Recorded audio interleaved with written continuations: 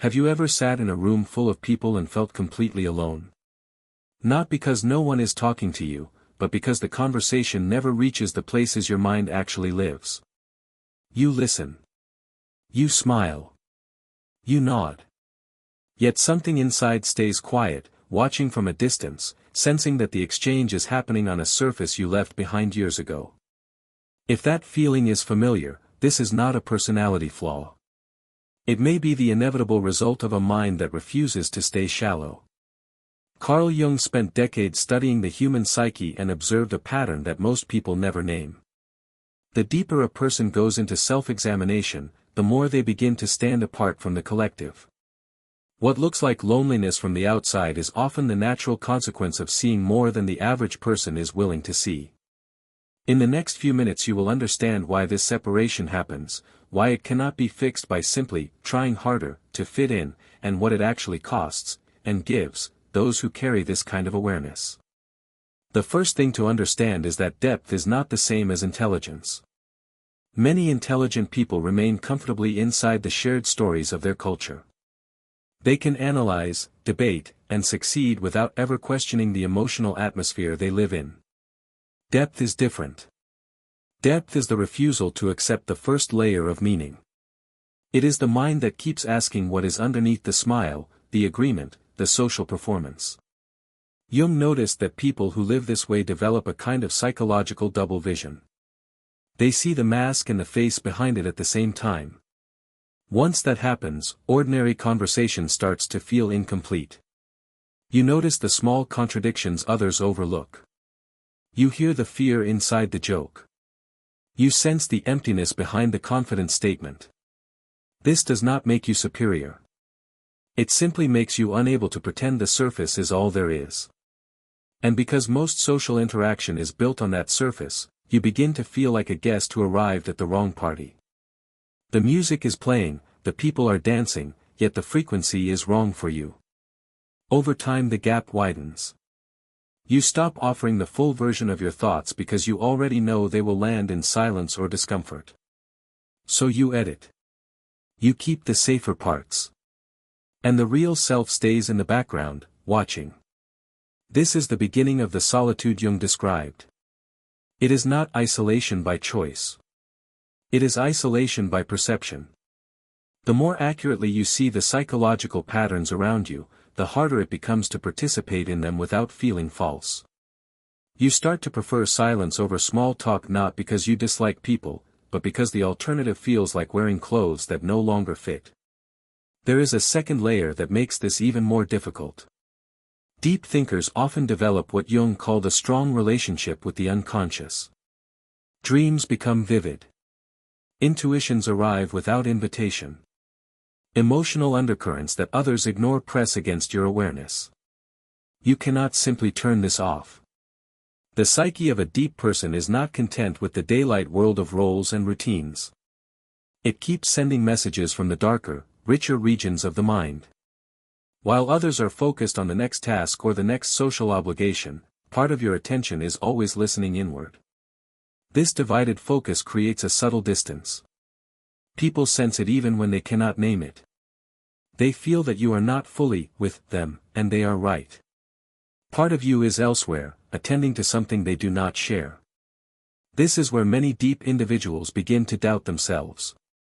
They wonder if they are broken, too serious, or incapable of normal connection. The truth is almost the opposite. The capacity for deep perception is a form of psychological strength. But strength of this kind extracts a price.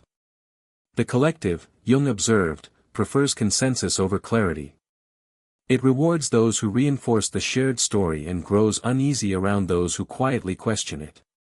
When you stop reinforcing the story, the collective begins to treat you as slightly foreign. Invitations become fewer. Conversations stay polite but never intimate. You are not rejected outright. You are simply left outside the circle of easy belonging. Consider how this plays out in relationships. A deep thinker often attracts people who enjoy the intensity at first. The conversations feel different. There is a sense of being truly seen.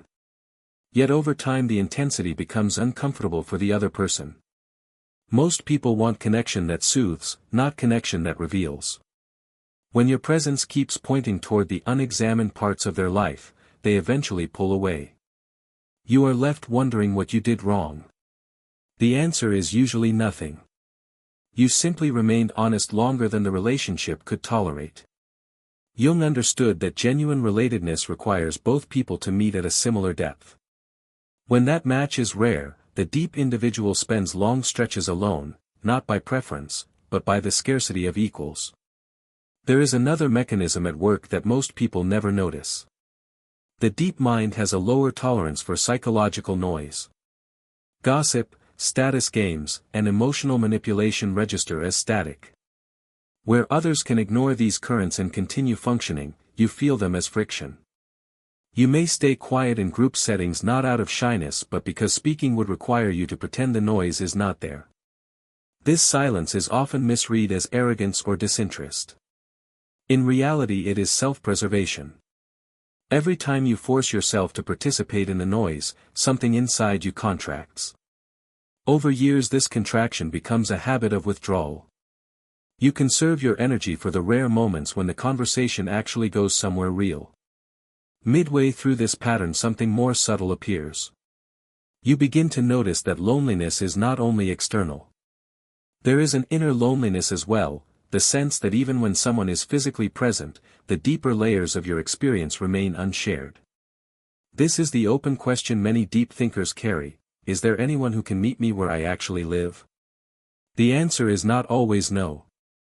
But the waiting period can be long, and during that time the solitude can feel absolute. Jung did not romanticize this state. He saw it as a necessary stage on the path of individuation, the process of becoming a complete individual rather than a fragment of the collective. The loneliness is not a mistake. It is the space in which the deeper self consolidates.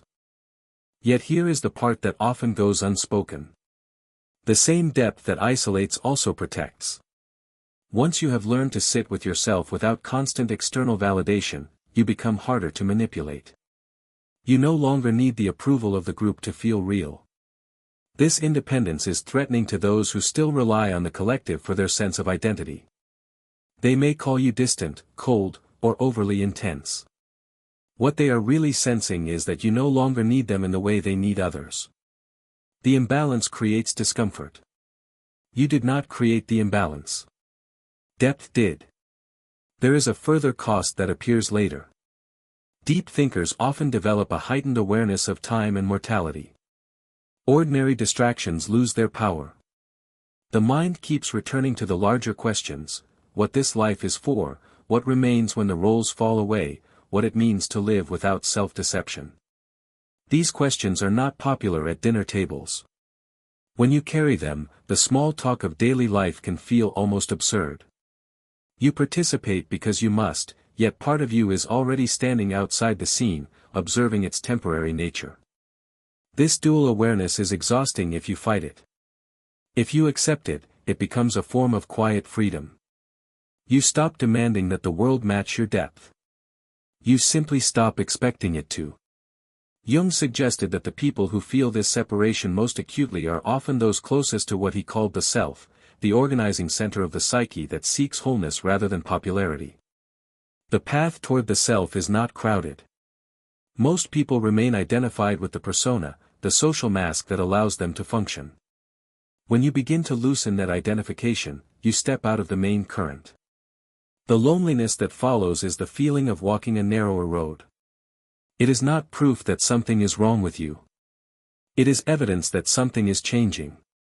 The most important shift happens when you stop treating the solitude as a problem to be solved. As long as you believe the goal is to become more like the majority, the loneliness will feel like failure. The moment you recognize it as the natural climate of a deepening mind, the emotional tone changes. The silence becomes less empty. It becomes the space in which your own thoughts can finally be heard without interruption. You begin to use the solitude rather than endure it. Reading, reflection, creative work, and honest self-examination all thrive in that space. What looked like deprivation reveals itself as the necessary condition for a different kind of life. This does not mean you will never find real connection. It means the connections that matter will be rarer and more precise. They will not be based on shared hobbies or convenient proximity. They will be based on a mutual willingness to meet without masks. Such meetings are memorable precisely because they are uncommon. Between them, the deep individual learns to become good company for themselves. That capacity is one of the quiet gifts of the path Jung mapped. There is a final layer that completes the picture.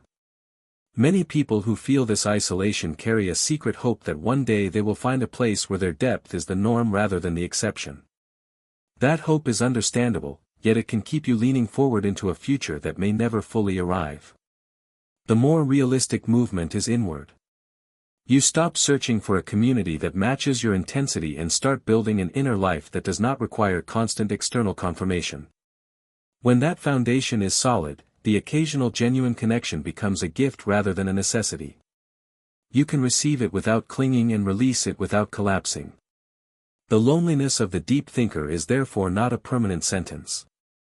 It is a phase of psychological separation that allows a more authentic self to form. Once that self is stable, the quality of your relationships changes. You no longer enter them hoping they will fill the emptiness. You enter them from a place of fullness. The difference is subtle but decisive. People who still need the relationship to complete them will eventually feel the imbalance and leave. People who are also walking their own path will recognize the same independence in you and stay, or at least meet you without demand. If you have spent years feeling slightly outside every group, slightly too serious for the room, slightly too aware of what others prefer not to see, understand that this is not a defect in your wiring. It is the side effect of a mind that kept going when others stopped. The collective will always prefer the comfortable middle. Those who move toward the edges will feel the wind more strongly. That wind is not rejection. It is the weather of a different altitude. The practical implication is simple. Stop trying to dilute yourself in order to belong. The belonging that requires dilution is not belonging. It is temporary camouflage. Protect the depth instead. Give it time, space, and honest attention. Use the solitude to clarify what you actually value rather than what you have been told to value. When you do this consistently, the isolation begins to lose its sting. It becomes the background condition of a life lived on your own terms. You will still feel the occasional ache of being unseen. That ache does not disappear. It simply stops defining you. In its place grows a quieter confidence, the knowledge that you have not abandoned yourself in order to be accepted. That knowledge is rare. It is also the foundation of any relationship that will eventually matter. The people who walk the deepest roads rarely travel in large groups. They move at the pace of their own understanding. If that describes you, the loneliness you feel is not evidence that you are failing at life. It is evidence that you are no longer living someone else's version of it. The road is quieter for a reason. Fewer people are willing to take it. Those who do eventually discover that the silence is not empty. It is full of the self they spent years trying to hear above the noise.